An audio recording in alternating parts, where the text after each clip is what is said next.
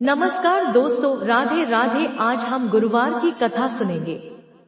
इस कथा को सुनने से विष्णु भगवान भक्तों की सभी मनोकामना पूर्ण करते हैं, तो कथा को पूरा सुनिएगा। बृहस्पतिवार की व्रत कथा। भारतवर्ष में एक प्रतापी और दानी राजा राज्य करता था। वह नित्य गरीबों और ब्राह्मणों की सहायता करता था। यह बात उसकी रानी को अच्छी नहीं लगती थी। वह न ही गरीबों को दान देती, न ही भगवान का पूजन करती थी और राजा को भी दान देने से मना किया करती थी। एक दिन राजा शिकार खेलने वन को गए हुए थे, तो रानी महल में अकेली थी। उसी समय बृहस्पतिदेव साधु वेश में राजा के महल में भिक्षा के लिए गए और भिक्षा मांगी। रानी ने भिक्षा देने से इनकार किया और कहा, हे साधु महाराज, मैं तो दान पुण्य से तंग आ गई हूँ। मेरा पति सारा धन लुटाते रहते हैं। मेरी इच्छा है कि हमारा धन नष्ट हो जाए, फिर न रहेगा बांस, न बजेगी बांसुरी। साधु ने कहा, देवी तुम तो बड़ी विचित्र हो। धन संतान तो सभी चाहते हैं, पुत्र और लक्ष्मी तो पापी के घर भी होने चाहिए। यदि तुम्हारे पास अधिक धन है तो भूखों को भोजन दो, प्यासों के लिए प्याऊ बनवाओ, मुसाफिरों के लिए धर्मशालाएं खुलवाओ। जो निर्धन अपनी कुंवारी कन्याओं का विवाह नहीं कर सकते, उनका विवाह करा दो। ऐसे और कई काम हैं जिनके करने से तुम्हारा यश लोक परलोक में फैलेगा। परंतु रानी पर उपदेश का कोई प्रभाव न पड़ा। वह बोली, महाराज आप मुझे कुछ न समझाएं। मैं ऐसा धन नहीं चाहती जो हर जगह बांटती फिरूं। साधु ने उत्तर दिया, यदि तुम्हारी ऐसी इच्छा है तो तथास्तु। तुम ऐसा करना कि बृहस्पतिवार को घर लीपकर पीली मिट्टी से अपना सिर धोकर स्नान करना, भट्टी चढ़ाकर कपड़े धोना। ऐसा करने से आपका सारा धन नष्ट हो जाएगा। इतना कहकर वह साधु महाराज वहां से आलोक हो गए। साधु के अनुसार कही बातों को पूरा करते हुए रानी को केवल 3 बृहस्पतिवार ही बीते थे कि उसकी समस्त धन संपत्ति नष्ट हो गई। भोजन के लिए राजा का परिवार तरसने लगा। तब एक दिन राजा ने रानी से बोला कि हे रानी, तुम यहीं रहो, मैं दूसरे देश को जाता हूँ, क्योंकि यहाँ पर सभी लोग मुझे जानते हैं। इसलिए मैं कोई छोटा कार्य नहीं कर सकता। ऐसा कहकर राजा परदेश चला गया। वहां वह जंगल से लकड़ी काट कर लाता और शहर में बेचता। इस तरह वह अपना जीवन व्यतीत करने लगा। इधर राजा के परदेश जाते ही रानी और दासी दुखी रहने लगी। एक बार जब रानी और दासी को 7 दिन तक बिना भोजन के रहना पड़ा, तो रानी ने अपनी दासी से कहा, हे दासी, पास ही के नगर में मेरी बहन रहती है। वह बड़ी धनवान है। तू उसके पास जा और कुछ ले आ, ताकि थोड़ी बहुत गुजर बसर हो जाए। दासी रानी की बहन के पास गई। उस दिन गुरुवार था और रानी की बहन उस समय बृहस्पतिवार व्रत की कथा सुन रही थी। दासी ने रानी की बहन को अपनी रानी का संदेश दिया, लेकिन रानी की बड़ी बहन ने कोई उत्तर नहीं दिया। जब दासी को रानी की बहन से कोई उत्तर नहीं मिला तो वह बहुत दुखी हुई और उसे क्रोध भी आया। दासी ने वापस आकर रानी को सारी बात बता दी। सुनकर रानी ने अपने भाग्य को कोसा। उधर रानी की बहन ने सोचा कि मेरी बहन की दासी आई थी, परंतु मैं कथा सुनकर और पूजन समाप्त करके वह अपनी बहन के घर आई और कहने लगी, हे बहन, मैं बृहस्पतिवार का व्रत कर रही थी। तुम्हारी दासी मेरे घर आई थी, परंतु जब तक कथा होती है तब तक न तो उठते हैं और न ही बोलते हैं, इसलिए मैं नहीं बोली। कहो दासी क्यों गई थी? रानी बोली, बहन तुमसे क्या छिपाऊं, हमारे घर में खाने तक को अनाज नहीं था। ऐसा कहते कहते रानी की आंखें भर आई। उसने दासी समेत पिछले 7 दिनों से भूखे रहने तक की बात अपनी बहन को विस्तार पूर्वक सुना दी। रानी की बहन बोली, देखो बहन, भगवान बृहस्पतिदेव सबकी मनोकामना को पूर्ण करते हैं। देखो, शायद तुम्हारे घर में अनाज रखा हो। पहले तो रानी को विश्वास नहीं हुआ, पर बहन के आग्रह करने पर उसने अपनी दासी को अंदर भेजा तो उसे सचमुच अनाज से भरा एक घड़ा मिल गया। यह देखकर दासी को बड़ी हैरानी हुई। दासी रानी से कहने लगी, हे रानी, जब हमको भोजन नहीं मिलता तो हम व्रत ही तो करते हैं, इसलिए क्यों न इनसे व्रत और कथा की विधि पूछ ली जाए ताकि हम भी व्रत कर सके। तब रानी ने अपनी बहन से बृहस्पतिवार व्रत के बारे में पूछा। उसकी बहन ने बताया, बृहस्पतिवार के व्रत में चने की दाल और मुनक्का से विष्णु भगवान का केले की जड़ में पूजन करें तथा दीपक जलाएं, व्रत कथा सुने और पीला भोजन ही करें। इससे बृहस्पति देव प्रसन्न होते हैं। व्रत और पूजन विधि बताकर रानी की बहन अपने घर को लौट गई। 7 दिन के बाद जब गुरुवार आया तो रानी और दासी ने व्रत रखा। घुड़साल में जाकर चना और गुड़ लेकर आए। फिर उससे केले की जड़ तथा विष्णु भगवान का पूजन किया। अब पीला भोजन कहां से आए, इस बात को लेकर दोनों बहुत दुखी थे। चूंकि उन्होंने व्रत रखा था, इसलिए बृहस्पति देव उनसे प्रसन्न थे। इसलिए वे एक साधारण व्यक्ति का रूप धारण कर 2 थालों में सुंदर पीला भोजन दासी को दे गए। भोजन पाकर दासी प्रसन्न हुई और फिर रानी के साथ मिलकर भोजन ग्रहण किया। उसके बाद वे सभी गुरुवार को व्रत और पूजन करने लगी। बृहस्पति भगवान की कृपा से उनके पास फिर से धन संपत्ति आ गई, परंतु रानी फिर से पहले की तरह आलस्य करने लगी। तब दासी बोली, देखो रानी, तुम पहले भी इस प्रकार आलस्य करती थी। तुम्हें धन रखने में कष्ट होता था, इस कारण सभी धन नष्ट हो गया, और अब जब भगवान बृहस्पति की कृपा से धन मिला है तो तुम्हें फिर से आलस्य होता है।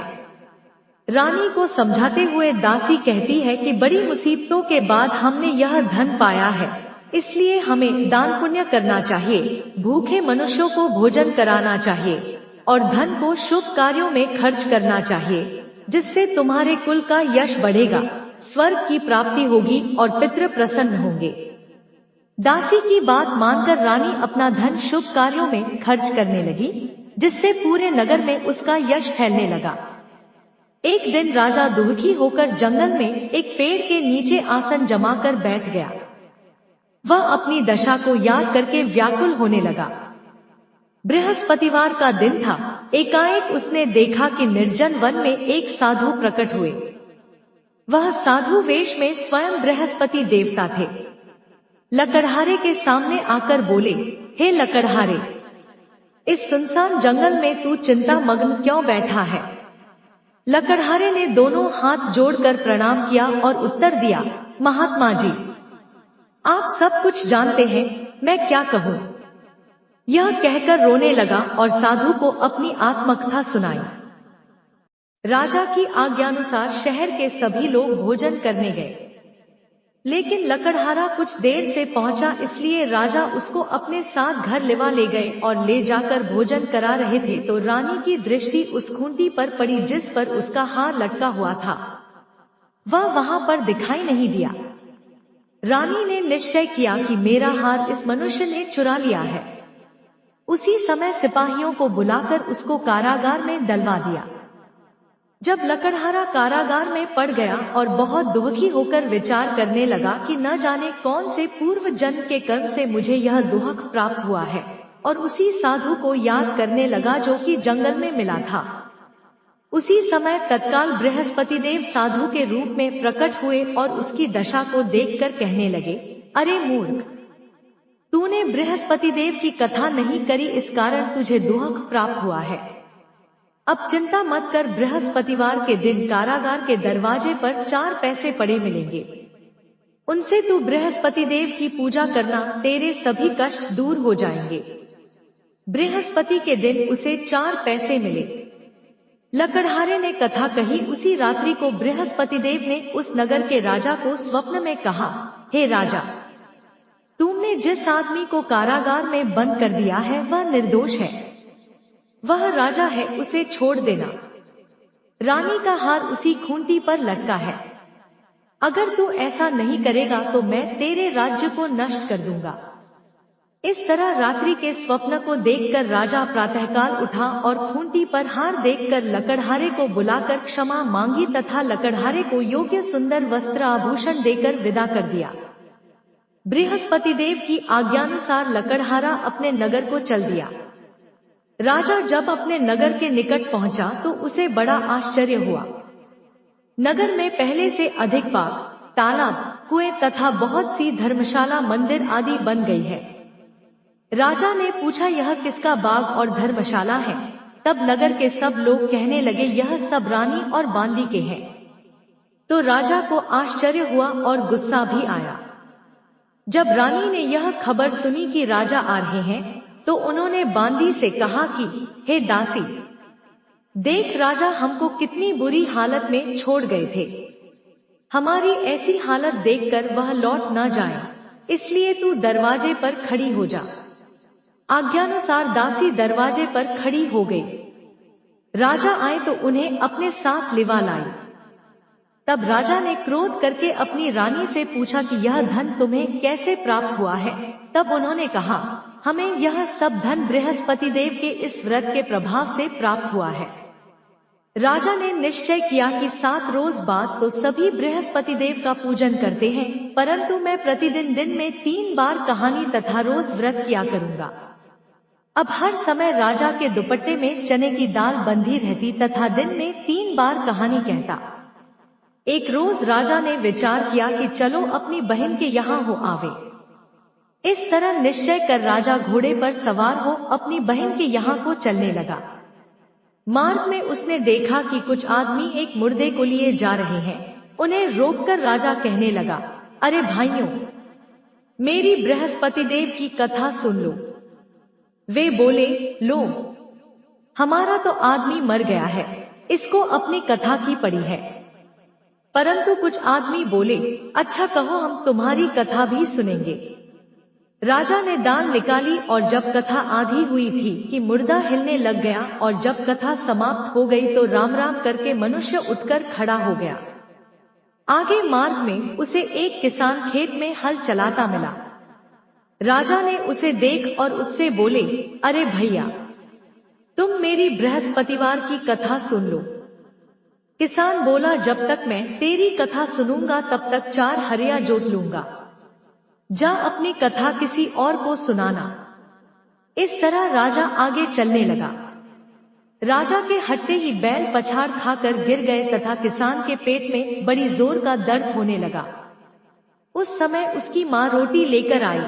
उसने जब यह देखा तो अपने पुत्र से सब हाल पूछा और बेटे ने सभी हाल कह दिया। तो बुढ़िया दौड़ी दौड़ी उस घुड़सवार के पास गई और उससे बोली कि मैं तेरी कथा सुनूंगी, तू अपनी कथा मेरे खेत पर चलकर ही कहना। राजा ने बुढ़िया के खेत पर जाकर कथा कही, जिसके सुनते ही वह बैल उठ खड़ हुए तथा किसान के पेट का दर्द भी बंद हो गया।